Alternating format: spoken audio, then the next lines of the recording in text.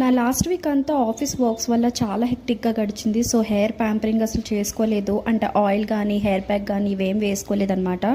So ఈ weekend compulsory ఏదో ఒకటి అప్లై చేసుకోవాలని నేను డిసైడ్ అయిపోయాను.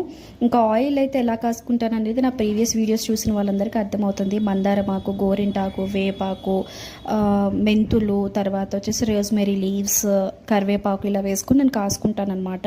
ఇంకా హెయిర్ అయితే అప్లికేషన్ స్టార్ట్ చేసేసాను. ఆయిల్ ఇలా నేను కంప్లీట్గా పెట్టేసుకుంటానండి. ఇంకా హెయిర్ ప్యాక్ కూడా సేమ్ డేనే కాబట్టి నేను వెంటనే కోమింగ్ చేస్తున్నాను. నా ప్రీవియస్ వీడియోస్లో చెప్పాను కదా ఆయిల్ పెట్టుకున్నంతనే కోమింగ్ చేసుకోను అని.